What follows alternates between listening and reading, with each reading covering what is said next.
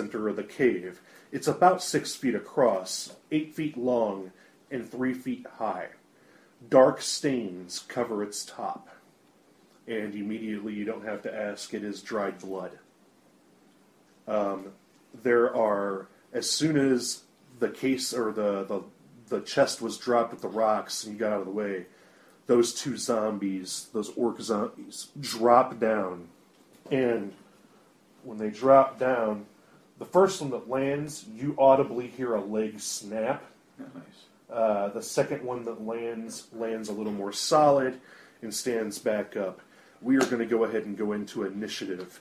But before we go into initiative, Brighid, you get a free shot at one of the zombies. Actually, you're going to get a free turn, okay? So he's going to be... Hugor will be in the way currently where you're positioned. If you move diagonally like that, you can get a clean shot at one if you'd like. So if you move a little bit to the left, you can get a clean shot down the tunnel. Yeah. Cave. Whistles as she nudges her bow. Let's Alright! You know what I haven't cracked open? A beer all night, man. Whistles as she nudges You guys her enjoying my bow. game? Hell yeah. You guys enjoying this? Okay. Oh no! What'd you roll? I didn't see it. Why don't you go ahead and roll? Go ahead and roll. New word for the night. Cock centaur. 21 Dude, you're such a cock centaur. for 9 points of damage. All right. That dude's such a cock centaur. Cock Right, centaur. Tor. That's it, right. Sorry, bring it back in.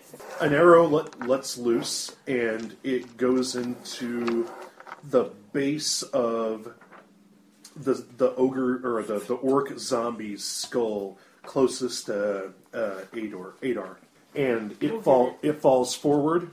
Actually, it falls sideways near you. As a free action, if you want to double tap it, you can. Hell yeah. You double tap his head with a warhammer. Warhammer, bludgeoning. Okay. Whack. He's done, son. No dice roll. All right. No need for that. All right. So, what just happened? A surprise round went off, and I let him use a reaction. And Oh my God. you... I I moved mashed on. his head with my mallet. Brighid dropped him. I'm sorry, yes. He double tap mashed the skull of the zombie. Now I'd like initiative rolls from everyone, please. All right. And Around we're the table gonna- with Shawn. We're going to go around the table, starting with Shawn. I got a 14. Hold on, give me 1 second, buddy. Shawn as... Talia. Yeah. Talia gets a... 14. Sorry. This is a school teacher. Brighid gets a 6. Adar gets a 12. Devlin gets a natural 20. You mean Hugo? Hugo? You get Oh, foul. Yeah. Hugor gets a natural 20. How about that? All right. So is that what's the total then? That would be a 24. All right. So it's going to be Hugor, Talia, Adar, and then Brighid. The zombie will go after last. They're last. They rolled a 2.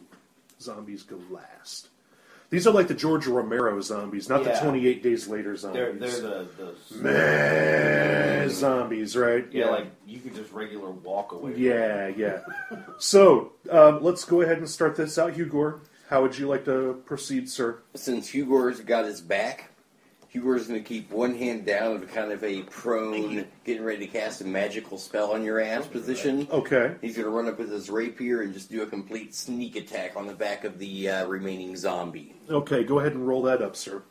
I get a 21 for the hit. Go ahead. And I get a 8 damage. Describe how you take out this zombie. Hugor runs up, gets ready to throw a spell just in case.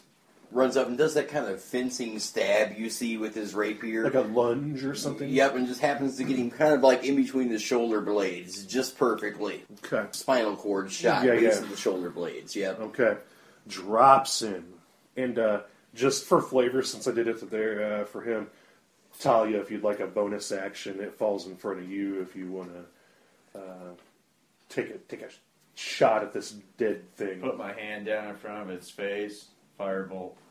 All right, so you incinerate this thing's fucking head off.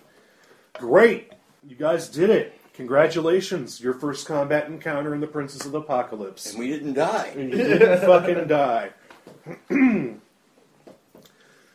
You see the stone altar, and in this room, is anybody using a light source at this point? No. I know there's no need for it, but is anybody using a light source? Nobody's using one, but I definitely would like to keep in mind that I'm using my investigation at this point to keep a... Okay, I have to work in shades of gray when I talk about dark vision. Right. Okay, so there are things that you will miss out on, or could miss out on, if you do not have an ample light source. Okay. Just to let you know. Because it doesn't show up in your spectrum. Could I make an intelligence check to realize that?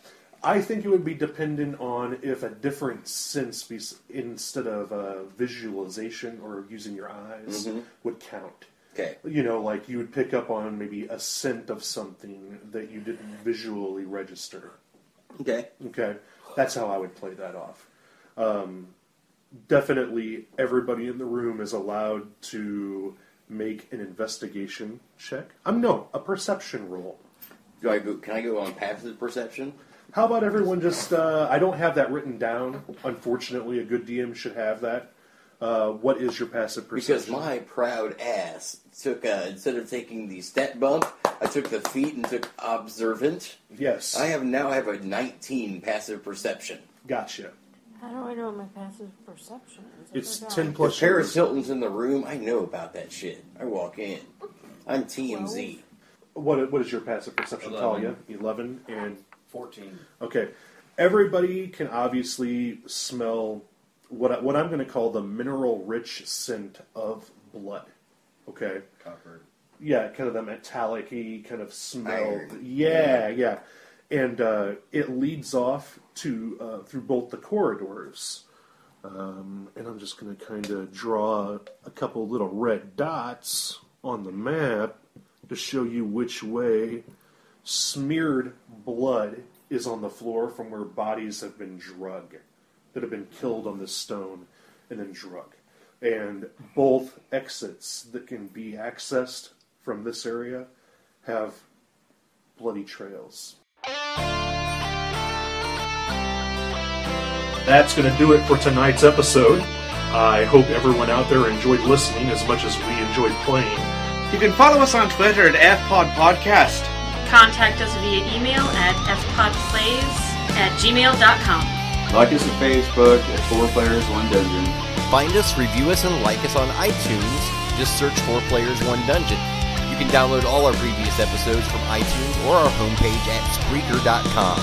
Thanks for listening, guys, and we'll see you back here next week for another adventure on the 4 Players 1 Dungeon podcast. This has been an F-Pod podcast production. If you didn't enjoy this episode, it's probably your own fucking fault.